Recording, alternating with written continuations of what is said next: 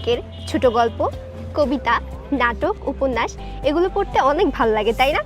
কিন্তু এই জিনিসগুলো যখন আমাদের বইয়ের অন্তর্ভুক্ত হয়ে যায় তখন আমাদের পড়তে একদমই ভালো লাগে না।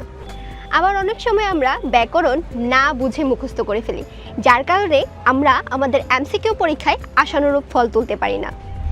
নবম দশম শ্রেণীতে বাংলা ব্যাকরণের বেসিক স্ট্রং না হওয়ার কারণে আমরা ইন্টারে উঠে এত পড়ার মাঝে খুব হিমশিম খেয়ে যাই এবং পরীক্ষার আগের দিন রাতে পড়ব বলে সব পড়া জমিয়ে রাখি, যার ফলে আমাদের একাডেমিকের ভালো রেজাল্ট হয় না এবং এর একটা বড় প্রভাব পড়ে আমাদের অ্যাডমিশন টেস্টে গিয়ে। স্কুল জীবন থেকে ছোট ছোট বাচ্চাদের পড়িয়ে আসছি এবং বিগত 2 বছর ধরে প্রায় লক্ষাধিক শিক্ষার্থীদের পড়ানোর অভিজ্ঞতা রয়েছে। ছন্দে ছন্দে মনের আনন্দে বাংলা শিখবো আমরা এসিএস ফিউচার স্কুলের ক্লাসরুমে। সো দেখা হচ্ছে খুব শীঘ্রই।